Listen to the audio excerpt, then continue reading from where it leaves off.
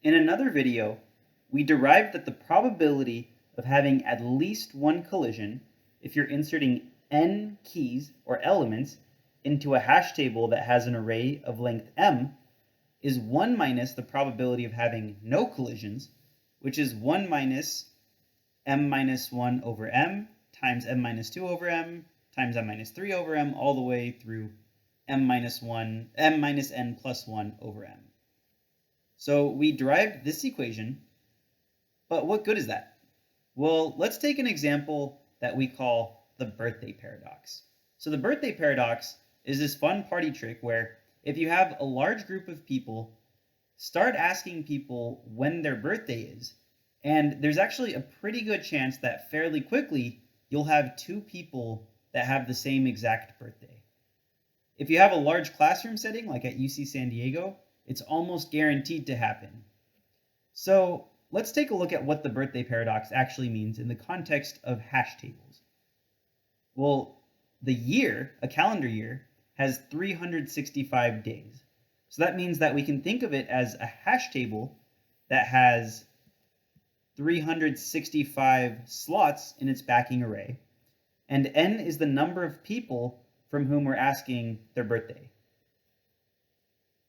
Well, let's see what happens if we plug in different values of n into this equation. When n equals 10, the probability of having at least one collision, it turns out that it's 12%. You can just plug in n into this equation where m is 365, you get 12%. So if you have only 10 people, there's a 12% chance that at least one collision will occur. At least one pair of individuals will have the same exact birthday. If n equals 20, so this is still a pretty small classroom size, maybe like a decent sized party, that probability is 41%. There's a 41% chance that two people will have the exact same, one pair of individuals will have the exact same birthday, at least one pair. What about n equals 30? So still, it's a pretty small classroom, definitely for UCSD standards. Turns out that this probability is 71%. So with just 30 people, there's a 71% chance that at least one pair of individuals exists with the exact same birthday. If n equals 40, this number is 89%. With n equals 50, this number is 97%. And if you just have 60 people, you actually have over 99% chance, so this is actually greater than 99% chance of having at least one pair of individuals who have the same birthday. Well, that's pretty crazy. So what about in the context of hash tables? How does this information help us? Well, let's take a look at this example. So this is over a 99% chance of having at least one collision. For hash tables, for reasons that we won't go into right now, we'll save that for a future video. If we have a collision, this is bad for our performance. It's because if I have a collision, I have to somehow resolve that collision, and different resolution strategies for collision, so collision resolution strategies, in general, they will impact our performance negatively. So the more collisions I have, the worse it is for my hash table performance. And we'll get into those details in another video. Well, if my hash table has 365 total slots and I have 60 elements, 60 over 365, that means my hash table is only 16.44% full. Well, that's not very good. I have to waste pretty much 84% of my hash table's space in order to avoid having collisions.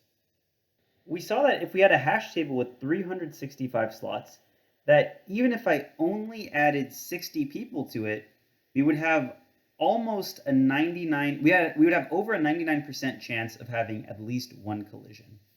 But our hash table was only 16% full. So if I wanted to avoid any collisions, I would have to have a hash table that's over 80% empty, which is a lot of wasted space. Can I somehow find a middle ground of having maybe not so much wasted space, but still having pretty good performance? Well, let's think about this problem. Basically, given my hash table with m slots, I want to see what is the expected total number of collisions, and then if I could pick some amount of emptiness, what we'll call a load factor. So actually, let's define that first. So the load factor is the proportion of elements that we're inserting with respect to the number of slots. So it's the ratio of elements that we're inserting divided by total number of slots. And we call this alpha.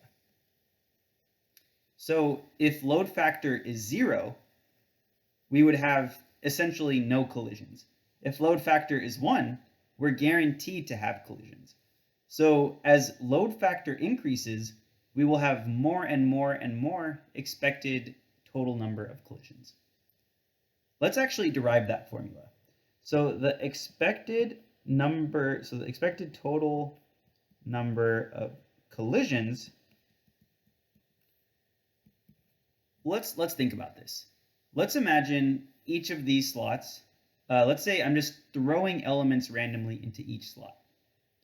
So let's say I add one element and it randomly lands into one of the slots.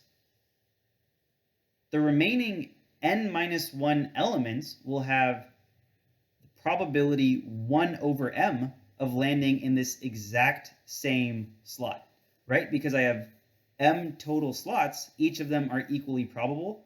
So the next element, let me actually call this x1. And let's say my elements are x1, x2, all the way to xn. So x1 randomly went into this slot. There's a probability of 1 over m that the second element will land in this exact slot. Then the third element also has a 1 over m probability of landing in this exact slot. So basically, out of these remaining n-1 elements, this should be capital N, out of these n-1 remaining elements, the probability that they collide with this first element is each 1 over m. I have n-1 of those. Each is an independent insertion.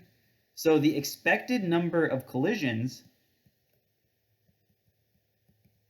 with this element is just n-1 divided by m. Each of these n-1 elements has a 1 over m probability of colliding. So the expected number of collisions is the number of those events times their probability, because each of these colliding with this is independent.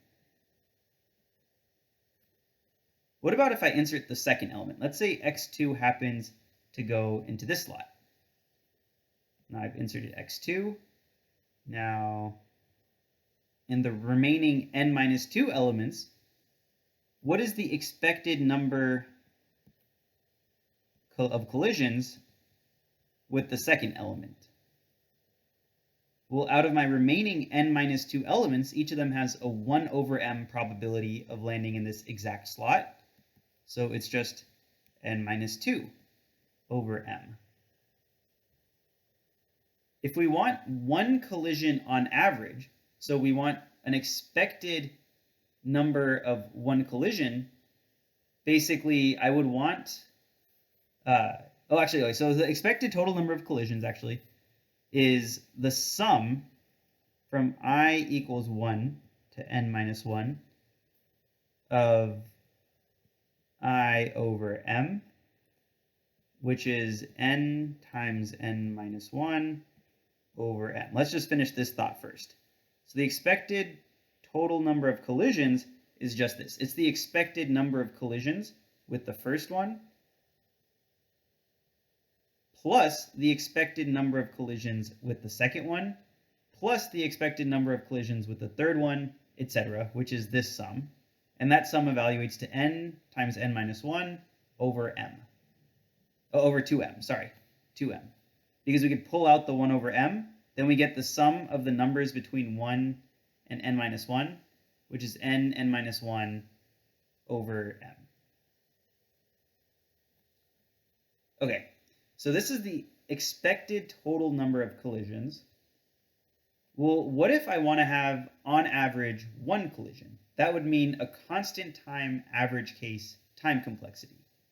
I could simply set this equal to 1 and figure that out. So if I set this equal to 1 and I rearrange, I would get n equals the square root of 2m, or in other words, m equals big O of n squared. So I would square both sides, divide by 2.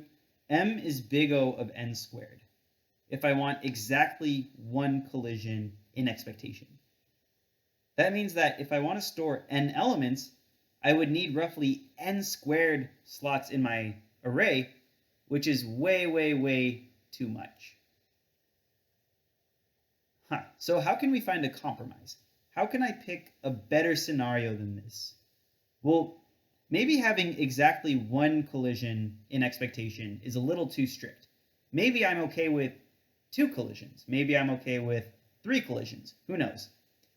Well, instead of writing expected total number of collisions as a function of n and m, let's write it as a function of our load factor. So you could rearrange this. I'll leave that to you to do. But basically, expected total number of collisions as a function of the load factor, which is just n over m, is 1 over 2 times 1 plus 1 over 1 minus the load factor.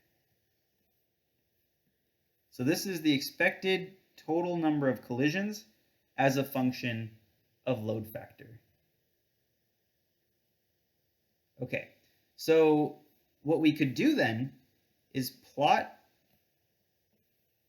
the expected total number of collisions on the vertical axis and plot alpha, so this is expected number of collisions on the vertical axis, alpha on the horizontal axis, and what we would get is this type of a curve.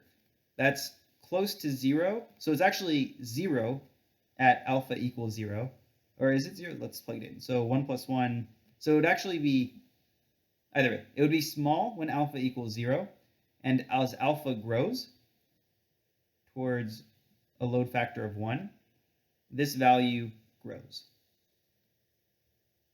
Then we can determine what number we feel is a good enough compromise between number of collisions and load factor. Remember, if I have a small load factor, the smaller my load factor is, the more space that I'm wasting. So I can pick a number that compromises how much wasted space I have with respect to how many collisions I expect. So left on here means faster, but more wasted space. Right on here means slower, but less wasted space. So in practice, people just kind of look at this plot and they say, okay, well, when we get to load factor is 0.75, we have roughly, we have a decent number of collisions. So in practice, people usually use a load factor of 0.75. What exact value you pick is up to you as the developer of your own hash table data structure. But generally speaking, the bigger it is, the slower but less wasted space. The smaller it is, the faster but more wasted space.